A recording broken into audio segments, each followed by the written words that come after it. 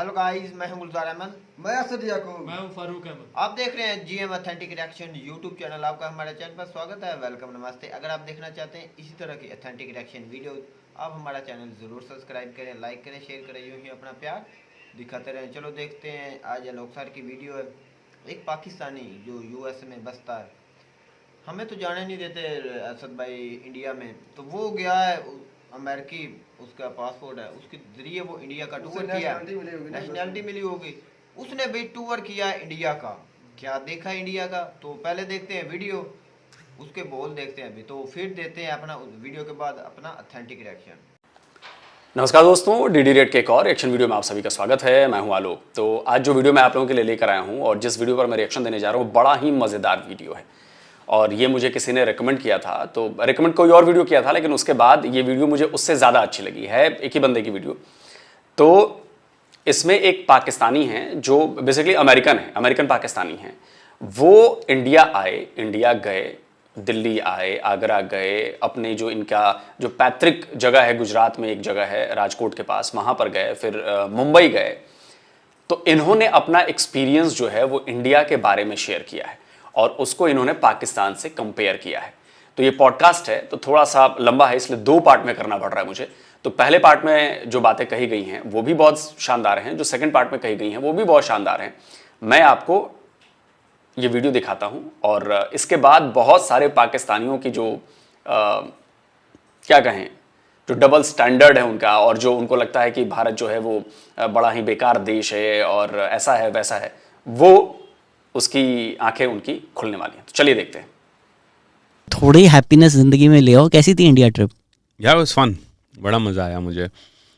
First time properly traveling in the country. We went to Delhi for a day. Delhi से आगरा गए, ताजमहल देखा. वहाँ से we went to Rajkot and then to Batwa and Bagasra, which are my ancestral homes from both my maternal and paternal side. वहाँ से गोवा, वहाँ से फिर Bombay. There is an energy that you feel among people, and the way to sum it up is the energy is that they're feeling, particularly among, I met basically my friends from college that I went to college with, was that this is our moment, if not now then never. That's the attitude. The attitude is that there is a lot of investment in infrastructure, a lot of investment in building things in India, a lot of activity to digitize the country. I'll give you an example, 2 examples. Bombay में मोची के पास QR code था, ठीक है, पान वाले के पास QR code था, आपको कैश की ज़रूरत नहीं है, आप स्कैन. कचौरी बंद लोग खा रहे थे वहाँ, मैं देख रहा हूँ यार कचौरी सब खा रहे हैं और खा के जा रहे हैं, पैसे कोई नहीं दे रहा, ट्रांजैक्शन अबे वो चेक क्यों नहीं कर रहा. फिर मैंने साइट पे देखा तो पेटीएम का QR कोड लगा हुआ था, लोग स्कैन करके दे के चले जाते थे.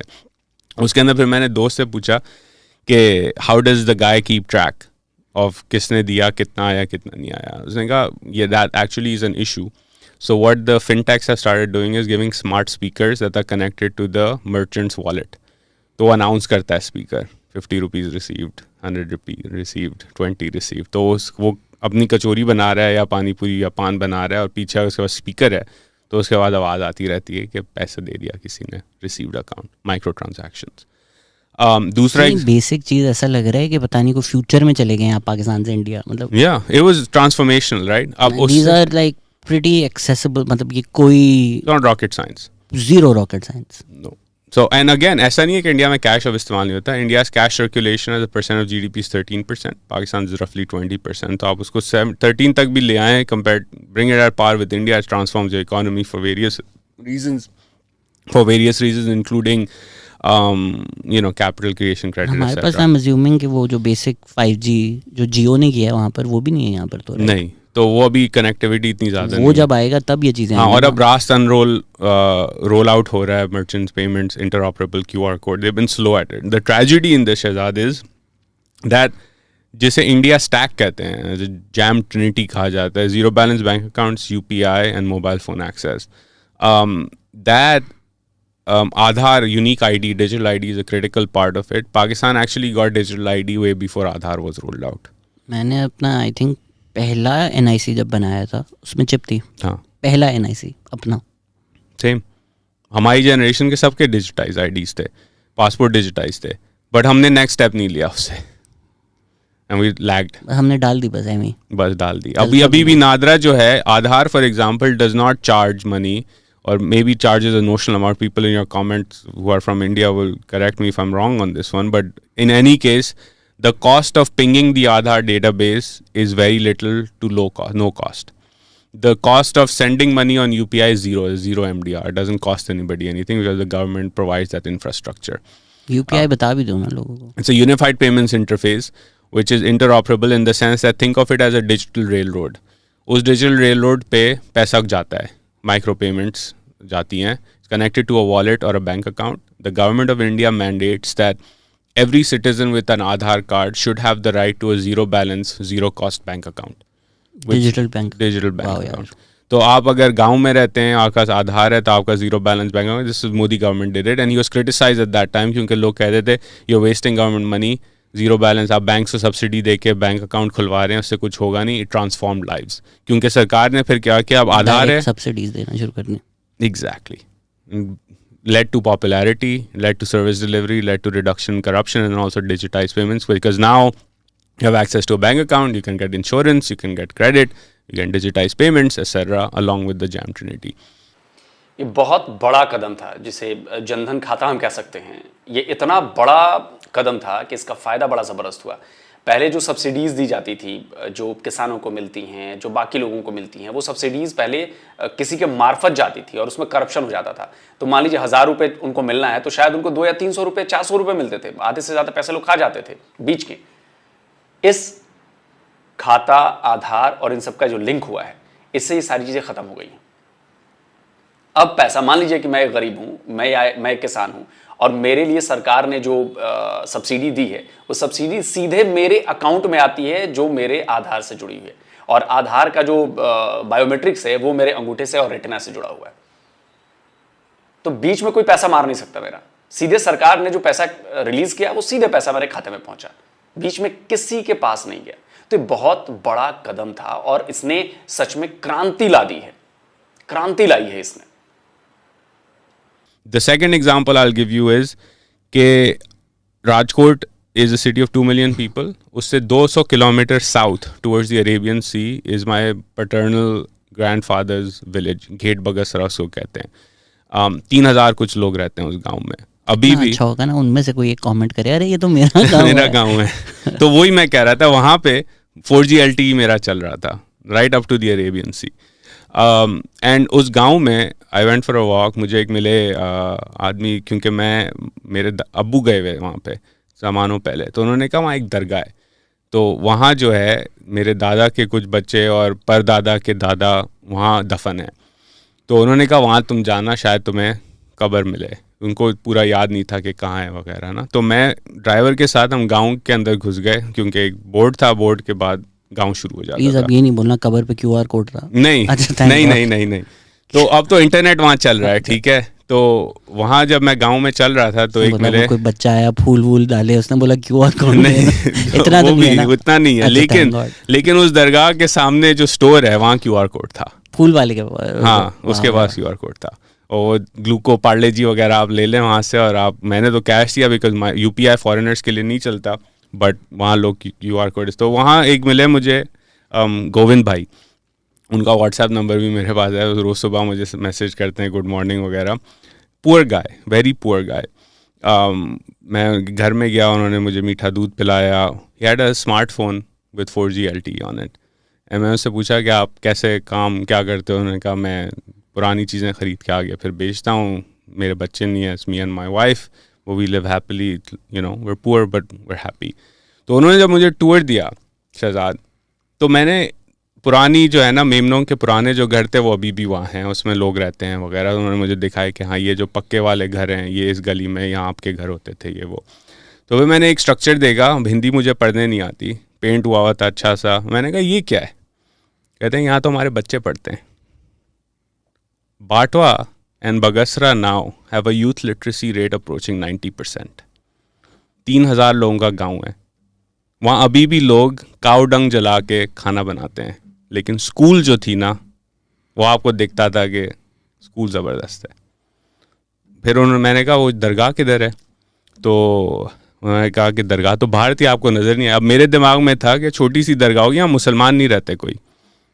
उन्होंने कहा नहीं नहीं बड़ी दरगाह है, तुम स्टोर से तुमने बिस्किट ख़रीदा? मैंने कहा हाँ। कहता है स्टोर के बराबर। मैंने कहा मुझे नहीं समझ आया। मैं तुम्हें दिखाता हूँ। मुझे बाहर लेके गए, हम वॉक करते आए बाहर गांव के दरवाजे के बाहर, तो वहाँ एक बिल्कुल स्ट्रक्चर है, 4 वॉल दीवारें, उसके अंदर कंपाउंड है, ग्रीन कलर का जो है वो स्ट्रक्चर है पूरा, और वहाँ इस्माइल पीर की दरगाह है, कुछ 500-600 साल पुरानी वो कहते हैं। वहाँ मुझे एक हिंदू पंडित मिला, बराबर में मंदिर है उसका। तो मैंने उससे बात की कि यहाँ कब्रें भी होती थी। उसने कहा यहाँ 2 कब्रें, एक इस्माइल पीर की और उसके सहन में ज्वाला पीर की, वो 200-300 साल पुरानी है। तो these were the people who converted the Memons in that area to Islam years ago, and then my family etc. we traced back के 200-250 साल पहले वो कन्वर्ट हुए थे। वहाँ की मेंटेनेंस उस दरगाह की द हिंदू टेम्पल डज। मुझे हिंदू प्रीस्ट वहाँ कहता है कि अगर तुम्हें कुछ यहाँ मांगना है तो यहाँ मांगो, यहाँ इस पीर के बड़ी जो है ना लोग कहते हैं कि। मैंने उससे पूछा कि यहाँ तो मुसलमान नहीं है, तो कौन आते हैं? देखा दूर से मुसलमान आते हैं, लेकिन यहाँ जो आसपास के हिंदू हैं वो भी यहाँ आते हैं, मन्नत मानते हैं, क्रिश्चियंस आते हैं, सिख आते हैं। गुजरात के इस इलाके में सबको मालूम है कि ये दरगाह है, और ये दरगाह हमने रखी हुई है यहाँ पे अभी तक। देखिए, यही बात मैं अपने वीडियोस में पाकिस्तान के लोगों को समझाने की कोशिश करता हूं कि हमारे देश की ना खूबसूरती है ये। आप देखिए, उस गांव में अब एक भी मुसलमान नहीं है, लेकिन जो मुसलमान की दरगाह है वो अभी तक कायम है, उसकी मेंटेनेंस कायम है। आप सोचिए कितने 100 सालों से वो मेंटेन हो रही है, और हिंदू मंदिर का पुजारी, हिंदू मंदिर उसका मेंटेनेंस करता है। आप समझ रहे हैं? ये है हमारा सोशल फैब्रिक, और इसको तोड़ना बड़ा मुश्किल है, बहुत मुश्किल, क्या कहूं, नामुमकिन है। टूटेगा नहीं है, चाहे आप लाख कोशिश करें। देश के भीतर भी कुछ लोग कोशिश कर रहे हैं, देश के बाहर से तो कोशिशें हो ही रही हैं, खासकर पाकिस्तान से, लेकिन ये टूटेगा नहीं। आप इनकी पूरी बातें सुनना बड़े ध्यान से, और तब आपको समझ में आएगा कि जो मैं बात कह रहा हूं ना, वो क्यों कह रहा हूं। And it's there and it's prim, बिल्कुल, मतलब ऐसा भी नहीं कि किसी डेवलपमेंट के चक्कर में मलिक रियाज टाइप जो सीन हुआ अब्दुल्ला शाह गाजी की तरह, वो नहीं, बिल्कुल रखी हुई है उन्होंने बचा के वहाँ पे। And somewhere on that ground some of my family members are buried, but those graves are not there. But the dargah as a symbol of the fact that there were Muslims here still exists, and it's painted, it's nice, and people come there. You know, that's South Asia. हमें जितना ये झूठ अपनी सियासत के लिए लोग करवाते हैं ना कि भाई ये तो नफरतें हैं एक दूसरे से, आप जितना पीछे जाएं ना, आपको ये मिलेगा साउथ एशिया में। Yeah. This hate, the politics of hate are recent, especially like British colonization के बाद बढ़ गई थी। Yeah. उससे पहले तो आपको यही मिलेगा। Even I went to the shrine in Delhi, the famous one. Nizamuddin औलिया की। Most people there were not Muslims. Yeah. Haji Ali पे भी है बॉम्बे में, same thing. In fact, इस पे you know again मैं बाटवा गया, which is a bigger town. It's before on. बाटवा मेमन अगर देख रहे हैं तो मुझे रिश्ता भेज दें प्लीज। मैंने सुना है कि वो करते हैं रेट आजकल तुम्हारी पता नहीं क्या ऑक्शन करते हैं ना बंदे को। ऑक्शन नहीं करते, बट दे प्राइस लिस्ट है यार। प्लीज कोई अगर बाटवा मेमन रिश्ता भेजना चाहता है, लो टियर पे शायद आएगी तुम्हारी। लेकिन सिटीजन हो नहीं, पाकिस्तानी ओनली। डॉक्टर हो नहीं, लॉयर हो, हाँ, प्रैक्टिस करते हो नहीं, तो फिर एक अमेरिकन डिग्री है अपना, अमेरिकन डिग्री, बाप की दुकान है जोड़िया बाजार में। नहीं, तो बड़ा मुश्किल, लो रेट आई, फिर भी लो रेट में भी शायद कुछ घर सामान मिल जाए शायद। तो ठीक है, हाँ। लो रेट भी करोड़ों में तो होगा ना यार। नहीं अब आजकल करेंसी के हिसाब से शायद हो, लो रेट भी करोड़ों में तो होगा यार। मतलब 1 करोड़ तो आजकल मतलब क्या है, कुछ भी नहीं। अब बाटवा में उनमें कम हो गया, जनरेशनली शिफ्ट हो गए लोग, आगे चले। प्लीज अगर आपकी फैमिली है कमेंट कर दें मुझे, मैं रेडी हूँ रिश्ते के लिए। बायोडेटा मैं कर दूंगा चेक, तपास मैं कर दूंगा इसकी, हम तपास कहते हैं इसको। बिफोर मैंने अपना रिश्ता करवा दिया। क्या सुना रहे थे? तो बाटवा में which is a bigger town, तो वहाँ 4000 मेमन घर होते थे पार्टीशन से पहले। और बाय द वे बगसरा में जब मैं उसने गोविंद भाई ने मुझे घर दिखाए, in fact before I go to Bantva एक और बगसरे की बात बता दूँ। तो वहाँ जब मैं टूर करके आया, स्कूल के पास वहाँ दुकान थी, तो 4 लोग और जमा हो गए थे, क्योंकि मेरे ड्राइवर से बात कर रहे थे, भाई ये कौन है, इसकी बेगम गाड़ी में बैठी है, अमरीकी है, ये हमारे जैसा ही लगता है, लेकिन उसको गुजराती नहीं आती, बोलता हिंदी है उर्दू टाइप की, तो क्या कर रहा है। मैंने उन्होंने ड्राइवर ने बताया कि भाई अमेरिका से आया है, ऐसे पाकिस्तान से है, इसके दादा यहाँ से थे। तो फिर उन्होंने भी मुझे टूर दिया ना, पाकिस्तानी स्वदेश है ये। हाँ, तो उन्होंने कहा कि अच्छा आप यहाँ तो मेमन रहते थे। तो फिर जा रहे था, मैं जाने लगा तो उन्होंने कहा नहीं रुको एक सेकेंड, तुम्हें एक और शख्स के घर लेके जाते हैं। मैंने कहा कौन? तो वहाँ आर्ग्यूमेंट हो गई ना इनकी कि नहीं लेके जाओ, उसको याद नहीं होगा, वो गुजराती में बात कर रहे हैं, मुझे मेमनी के थ्रू गुजराती थोड़ी बहुत समझ आती है। तो पता लगा उस गांव में एक 5 साल का शख्स रहता है, उसका नाम है भीमा आता। 105 साल का। Yeah. So my grandfather was born in 1922. If he was alive today, he would have been 101. So he was from my grandfather's generation. So basically they grew up together, these two. My grandfather was no longer alive and Bhima Atta was still alive.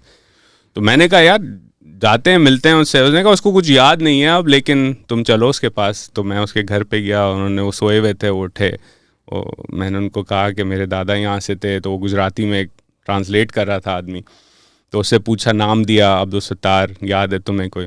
मुझे नाम अब याद नहीं है, लेकिन ये याद है कि उस ज़माने में 47 से पहले मैं मुसलमान और मेमन बच्चों के साथ जब हम छोटे थे तो हम सब साथ ही खेलते थे, और फिर वो चले गए 47 में, कोई वापस ऐसे नहीं आया, बट थे यहाँ।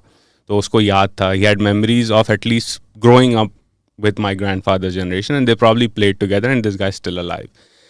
वहाँ से जब मैं निकला तो उन्होंने एक पॉइंट किया कि ये देखो इस घर में तुम्हें छोटे डॉट्स नज़र आएंगे 4-5 ऊपर दीवार की तरफ। तो मैंने कहा हाँ वो नज़र आ रहे हैं, कैमरा से you couldn't see them but you could tell के डॉट्स से। उसने कहा ये मोमेंट था जब सब छोड़ के गए। हमारे बड़े बताते हैं कि किसी ने राइफ़ल चलाई थी इस गांव में, और उस राइफ़ल चलने के बाद इस गांव से एटलीस्ट मेमन जो हैं वो साउथ चलने लगे और कश्ती में बैठे और कराची आ गए सारे। बगसरा खाली हो गया मेमनों से।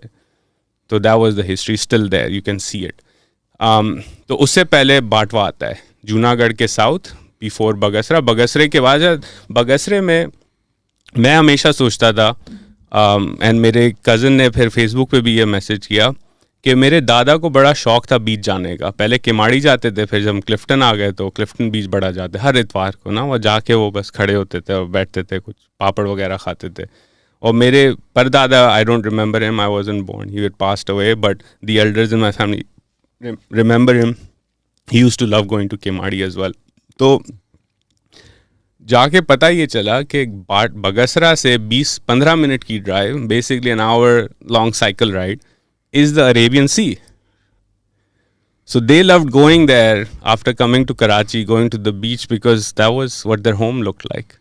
And they never talked about it.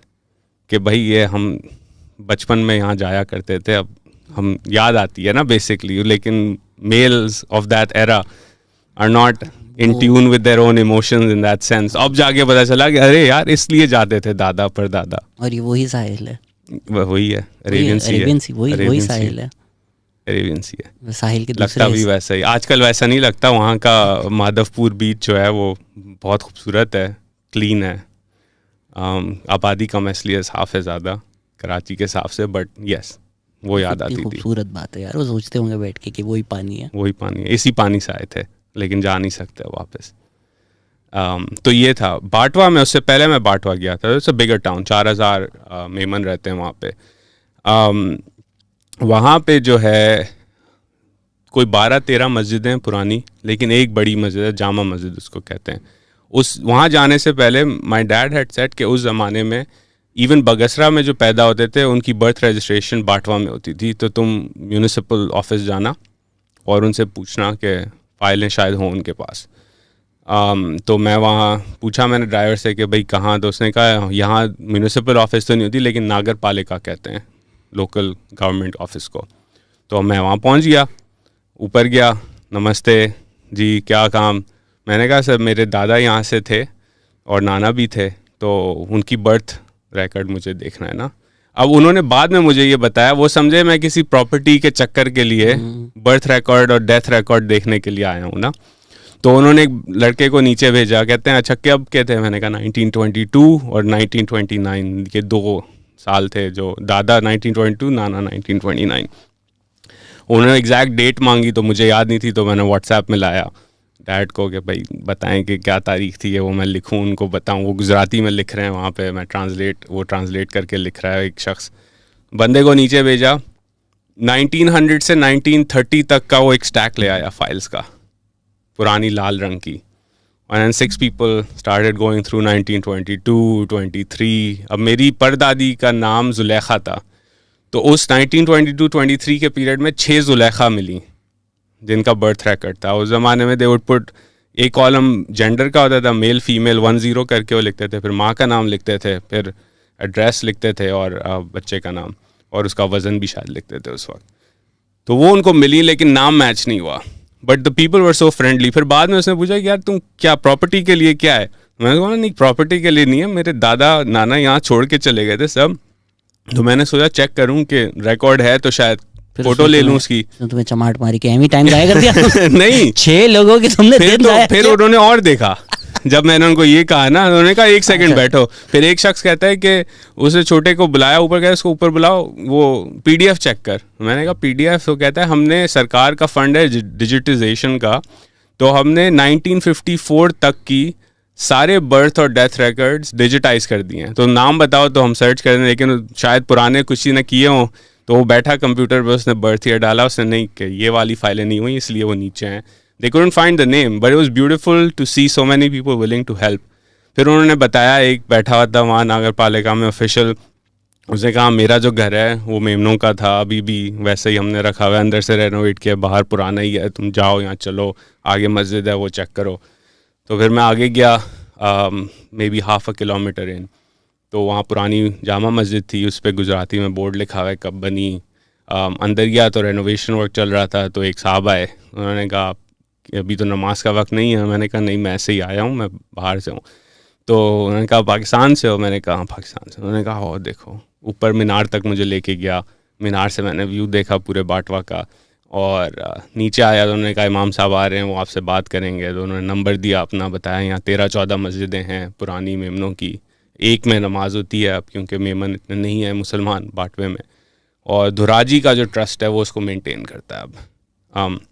The best part of this was, and this is where we can go a bit into the other trips I did over there, कि जब उन्होंने दादा का नाम पूछा, मैंने कहा अब्दुल सत्तार एदी, that was my dad's name as well, grandfather's name.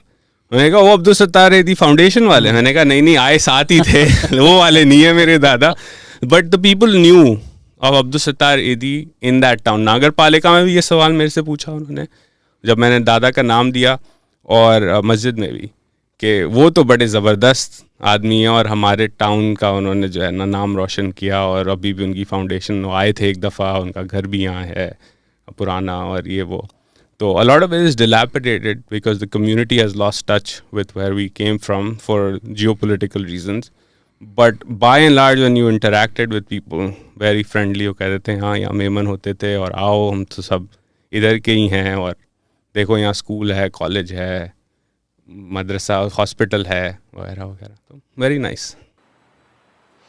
तो चलिए दोस्तों, पार्ट 1 को यहीं पर रोकते हैं, क्योंकि करीब 20 मिनट की वीडियो थी, और इनकी बातों से जो मोटा मोटी मुझे समझ में आया, शायद आप लोगों को भी बातें समझ में आ गई, कि इंडिया ने डेवलपमेंट बहुत अच्छी करी है, इंडिया ने डिजिटलाइजेशन बहुत अच्छी करी है। आप देख रहे हैं छोटे से छोटे गांव में भी डिजिटलाइजेशन हुई है, और ये पिछले 8-10 साल में बहुत ज़बरदस्त तरीके से हुई है। इसका फ़ायदा ये हुआ है कि अब आपको फाइलें निकालनी, ढूंढनी, उनको सर्च करना इजी हो गया है। डेटा जो है आप बहुत जल्दी शेयर कर सकते हो। आप बैठे गुजरात के राजकोट के बहुत छोटे से गांव में हो, लेकिन वहाँ से डेटा दिल्ली में बैठा भी कोई आदमी एक्सेस कर सकता है, अगर उसके पास परमिशन उसको दी गई हो तो। कहने का मेरा मतलब ये है कि हर जगह इनको बारकोड दिखे, छोटी सी छोटी दुकानों पर बारकोड दिखे, तो कहने का मतलब ये है कि इंडिया बहुत आगे चला गया है। बाहर से जैसा दिखाया जाता है, खासकर पाकिस्तान में, वैसा इंडिया नहीं है। इंडिया में जो लोग एक दूसरे से मिलते हैं, आप कहते हैं कि जी हिंदू जो हैं वो मुसलमानों को पसंद नहीं करते। आप इनकी बातों से आपको लगा कि कहीं भी इनको ये चीज़ फील हुई कि जो हिंदुस्तान है या जो भारत है, इसमें के जो हिंदू हैं उन्हें मुसलमान पसंद नहीं है। ये कितना बड़ा एग्जाम्पल है कि वहाँ पर मुसलमान नहीं है, फिर भी वो दरगाह हिंदुओं द्वारा चलाई जा रही है। एक कितनी बड़ी एग्जाम्पल है, और ये कोई छोटी मोटी बात नहीं है, बहुत बड़ी बात है। तो जो पोर्ट्रे आप लोगों के दिमाग में किया गया है भारत को लेकर या हिंदुओं को लेकर, वो बहुत गलत पोर्ट्रे किया गया है। भारत उससे कहीं ज्यादा अलग है, बिल्कुल उलट है। और हमारे, मैं हर बार वीडियो में कहता हूं, हमारे डेवलपमेंट का राज यही है। हमारे डेवलपमेंट का राज यही है कि जब तक गाड़ी के 4 चक्के हैं ना, अगर चारों चक्के बराबर नहीं चलेंगे, गाड़ी बेहतर तरीके से नहीं चलेगी। एक चक्का भी लड़खड़ाया उसमें तो गाड़ी का इधर उधर जाना तय है। लेकिन भारत इधर उधर नहीं जा रहा है। भारत बिल्कुल, भले रफ्तार थोड़ी स्लो है, बट एकदम सधी हुई फोकस्ड रास्ते पर चल रहा है भारत। और ये उजैर साहब हैं, आप इनको जाके चेक कर सकते हो, मैंने लिंक इनका दिया हुआ है वीडियो में, आप वहाँ पे जाके देख सकते हो। और इनके एक आध वीडियो और भी थे, मैंने वो देखे तो कमोवेश एक जैसी बात थी। तो मैंने कहा कि यार जो ये पॉडकास्ट वाली बात है ये ज़्यादा मज़ेदार है, तो मैंने इसको चूज़ किया कि चलो इसको रिएक्ट करता हूँ, क्योंकि बहुत आराम से, प्यार से, बिल्कुल गपबाजी वाले अंदाज में बात हुई है, तो आपको भी मज़ा आया होगा। और सेकंड पार्ट में भी आपको बहुत मज़ा आएगा जब ये आगरा के बारे में बताएंगे, जब ये मुंबई गए थे उसके बारे में बताएंगे। तब फील होगा आपको कि इंडिया कहां से कहां पहुंच गया है और इसकी वजह क्या है। बीच बीच में उन्होंने कंपेयर भी किया है पाकिस्तान से, लेकिन पाकिस्तान वहीं का वहीं रह गया। उसने अपनी पॉलिसीज़ नहीं बदली, उसने अपनी जो हेट का, जो नफ़रत का जो गुबार जमा कर रखा है बच्चों में और आने वाले बच्चों में भर रहे हैं, उसको नहीं बदला। और उसका नतीजा आज ये है कि आज पाकिस्तान की हालत बहुत ज़्यादा बुरी है, बहुत ज़्यादा बुरी है। आज उसी हेट का नतीजा है कि भाई जब होली खेल रहे थे पंजाब यूनिवर्सिटी में और कराची यूनिवर्सिटी में बच्चे, हिंदू कम्युनिटी के बच्चे, माइनॉरिटी कम्युनिटी के बच्चे, उनके ऊपर पथराव किया गया, उनको मारा पीटा गया, बेचारे जख्मी हो गए हैं, कोई एफआईआर तक दर्ज नहीं हुई है। और इसके बाद आप कहते हैं कि जी माइनॉरिटीज़ को सारे हक मिलते हैं, तो वाकई में जो माइनॉरिटीज़ के हक हैं वो नहीं मिल रहे हैं वहाँ पाकिस्तान में। बताइए, होली खेलने पर भी अगर वहाँ पर मारपीट की। जी वीडियो तो होगी ख़त्म।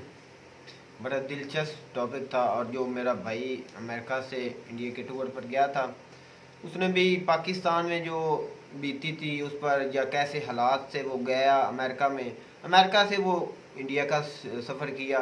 जो इंडिया में उसको भाई नज़र आया कि इंडिया, उसको तो यही असद भाई मालूम था कि पाकिस्तान जैसे ही होगा, एक जैसे हम आज़ाद हुए हैं तो ऐसे पाकिस्तान जैसे हालात हैं, उधर भी इंडिया में भी ऐसे हालात होंगे। पर नहीं, उन्होंने भी देखा कि इंडिया एक बदला हुआ इंडिया है, डिजिटल इंडिया हो चुका है। तो हर जगह भी उन्होंने बोला, जब भी एक मैंने पान बुरी भी खाई है, जो भी चीज़ छोटी छोटी सी ठेले पर भी गया हूँ ना, तो उधर भी हमें भी बार कोड की सहूलत मिली है। इंडिया भी डिजिटल हो चुका है। तो हमें तो भाई ये ऐसी, हम भी नहीं मानते थे, असद भाई भी नहीं मानते थे। एक मिनट, उसके बाद बोल लेना कि आप भी नहीं मानते थे कि जो इंडिया के इंसान है ये अपनी तरफ से भी कुछ ना कुछ ऐसी वीडियो बनाकर देते हैं कि इंडिया बहुत तरक्की कर चुका है, इंडिया बहुत तरक्की कर चुका है। तो एक पाकिस्तानी, वो अमेरिकी शहरी है, उसने अपने हालात बताए हैं कि मैं इंडिया में कैसे। अच्छा यार, मैंने वो बात भी सुनी है।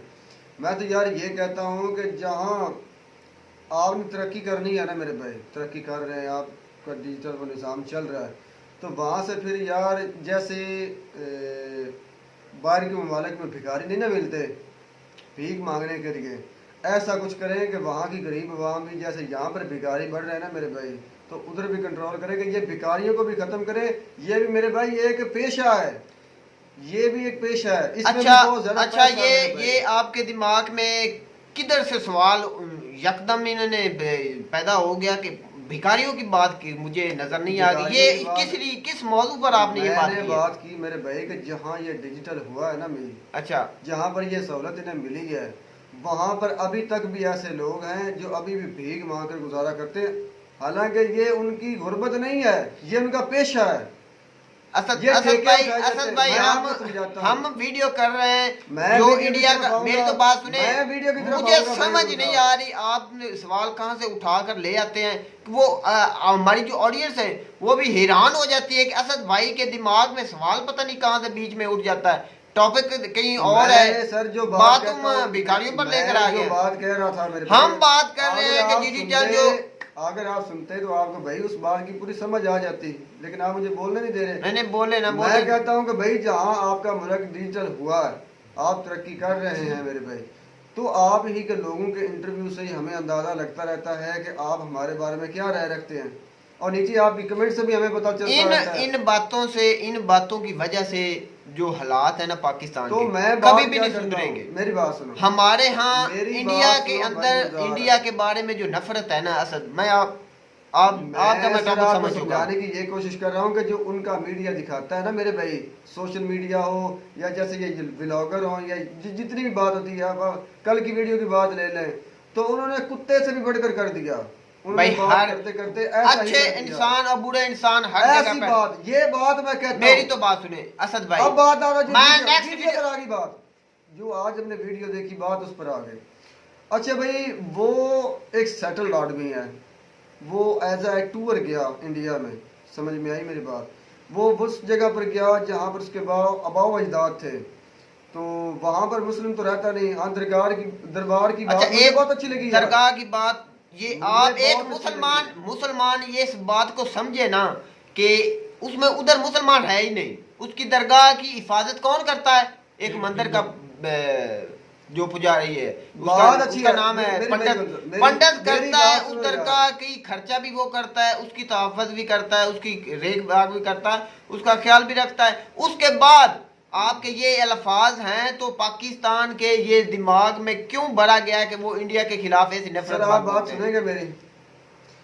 पहली बात मैं मुख्तर से बोलूंगा, फिर भाई फारूक को भी इसके बारे में बोलने की इजाजत मिलेगी कि देख दरगाह है, हमारा मुसलमानों का मानना है कि जो अल्लाह का नेक बंदा है ना मेरे भाई, उसकी जब तक वो जिंदा तब भी हिफाजत अल्लाह करता है, जब वो मर जाता है तो उसकी जो कब्र की हिफाजत होती है वो भी वही करता है, लेकिन वो अपने बंदे सेलेक्ट करता है कि किसने यहाँ पर काम करना है।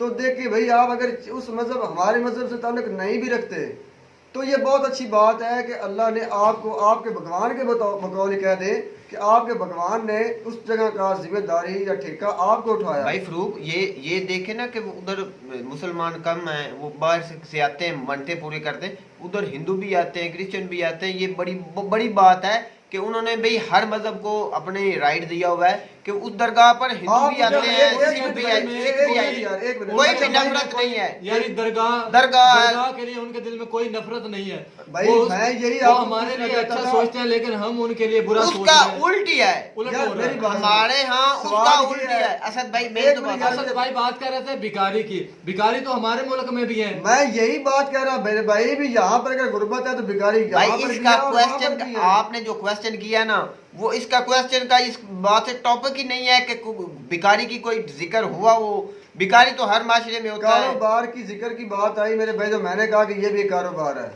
भिखारी लोगों हर ने मुल्क ठेके में होते उठाए हैं हुए। लेकिन उनकी तरक्की हमारे से ज्यादा है। हम वहीं के वहीं रह गए लेकिन वो मेहनत करके भाई आगे चले गए। हम इंडिया, कल उन्होंने मिसाल दी कि हमारी यूनिवर्सिटी, पंजाब यूनिवर्सिटी में लाहौर में होली मना रही, उन्होंने इजाजत भी ली है।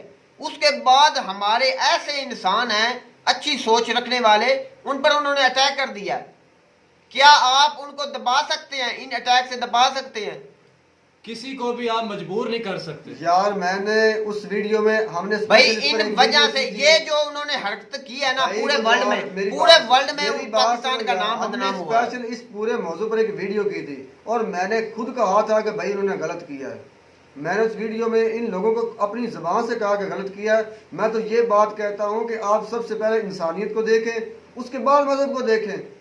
पहले आप भाई इंसानियत हम को भी पहले, देखें। हमारा जो इंसान है ना, ये पाकिस्तान की अजीम कौम है, ये पहले हमारे मजहब को देती है, इसलिए भाई हम नीचे से नीचे जा रहे हैं। ये मुसलमान के अलावा और भाई ये किसी का मजहब वजूद नहीं इधर, चलते। मेरी मेरी तो बात बात सुने, सुनो, किसी मेरी का बात। वजूद भी इधर नहीं समा सकते, किसी को नहीं रहने देते कि भाई हम एक मुसलमान ही रहेंगे, इसलिए भाई हम नीचे से नीचे हैं।